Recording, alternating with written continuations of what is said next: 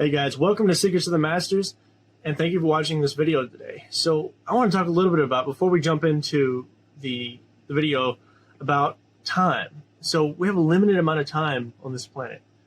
Like most of us probably only have 50, 60 years left, maybe. And it's important we think about how are we using that time.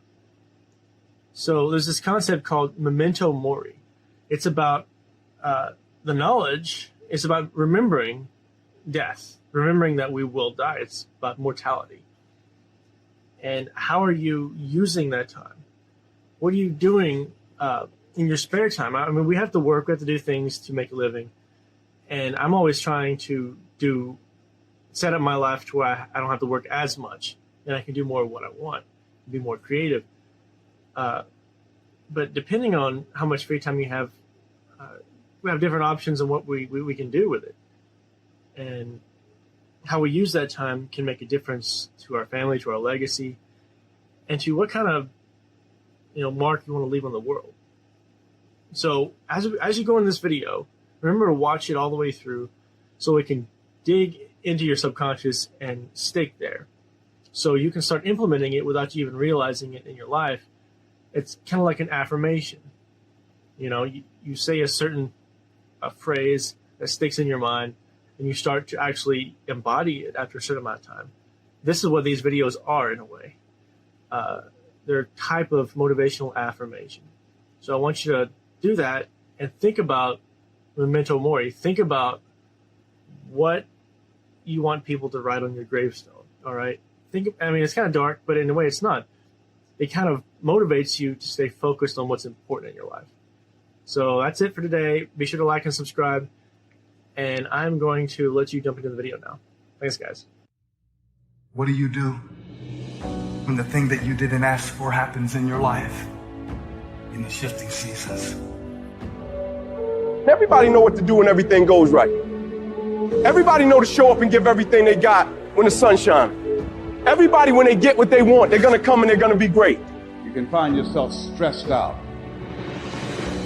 You can find yourself depressed, mentally fragile because of the experiences, the turbulence that you have gone through. But there's very few people that reach deep down and got the character that in the midst of opposition, in the midst of a challenge, to look at it with the right perspective, and not only look at it with the right perspective, process it the right way and figure out a way to use it. Setbacks will happen. When they do, it's okay to get depressed. It's okay to cry. It's okay to go home. But eventually, you have to get over it and move on. The greatest people who've ever walked this planet constantly had setbacks in life and failures. Constantly.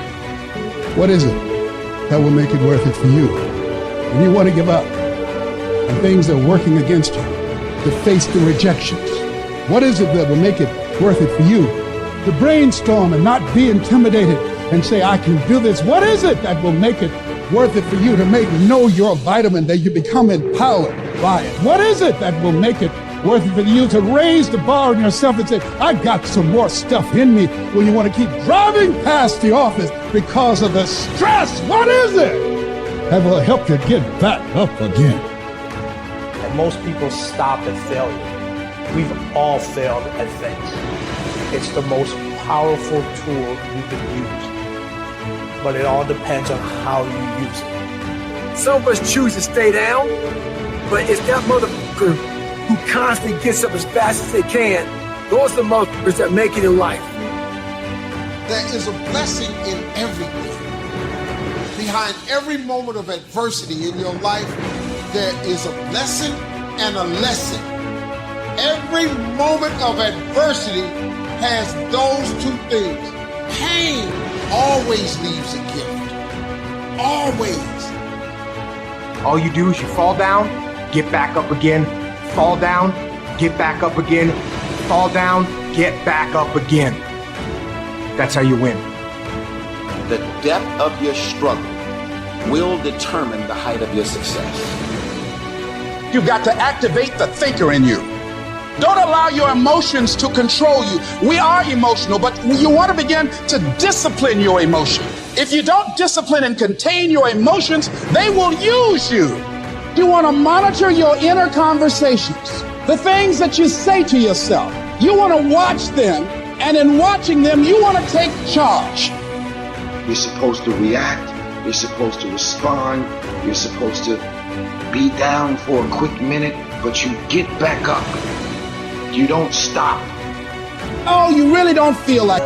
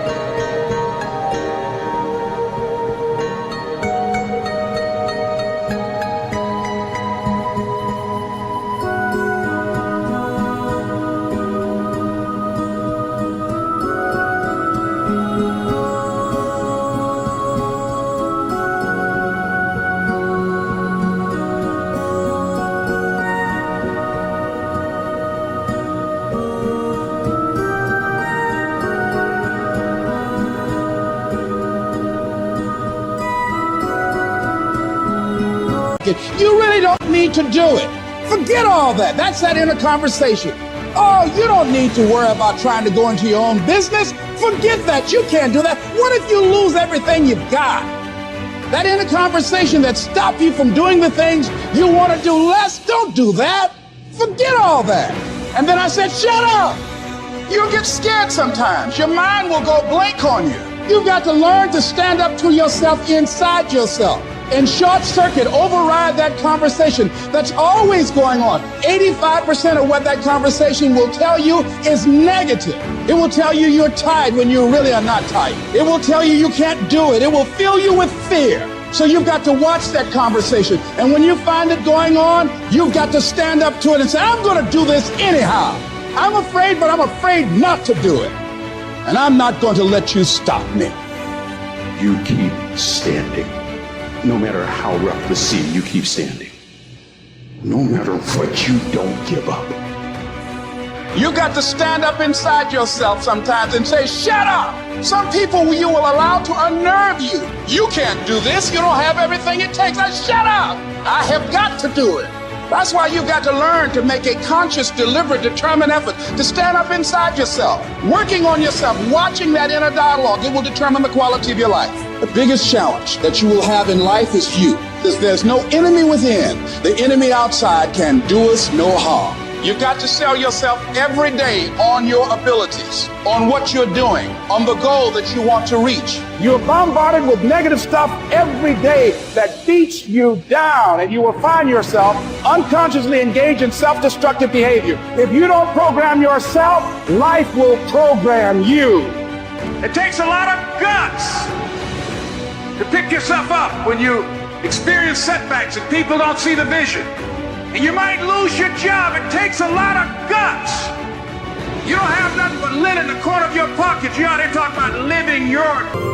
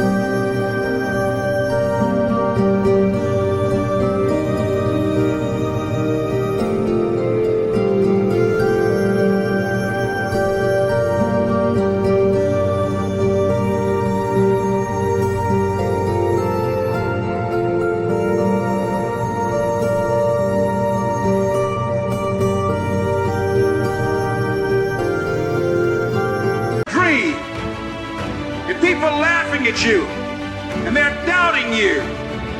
People are going to think you're crazy. And sometimes you're going to think you're crazy. You're going to question yourself. It takes guts, ladies and gentlemen. No guts, no glory.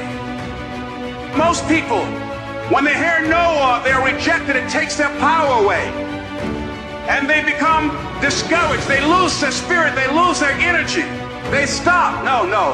When you're facing those rejections day in and day out, don't say, I had a bad day today. Say, I had a character-building day. Don't complain. Don't talk negative. Average people use their time to complain. Average people talk problems. The greats talk solutions. Live your life with passion, with some drive. Decide that you're going to push yourself. You want to live life with energy and passion. You want to be happy. You got a lot to be thankful for. Most people won't do that. Most people give up on themselves easily. You know the human spirit is powerful. There's nothing as powerful. It's hard to kill the human spirit. What did you learn? What did you get out of that day?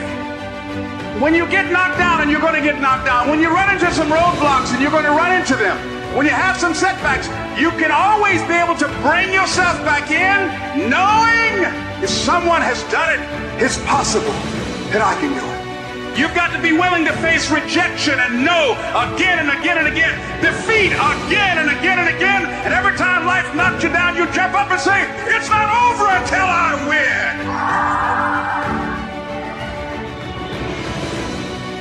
If you want a thing bad enough to go out and fight for it, to work day and night for it, to give up your time, your peace, and your sleep for it, if all that your dream and scheme is about it, and life seems useless and worthless without it, and if you gladly sweat for it and fret for it and plan for it and lose all your terror of the opposition for it, and if you simply go after that thing that you want with all of your capacity, strength and sagacity, faith, hope and confidence, and stern pertinacity, if neither cold poverty, famish or gulf, sickness or pain, a body and brain can keep you away from the thing that you want, if dogged and grim you besiege and beset it, with the help of God, you'll get it.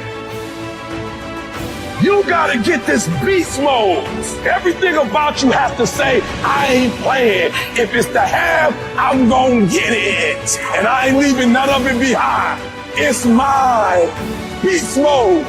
If you want to get your butt out to bed, grind from sunup to sundown, you can have the life that other people dream of.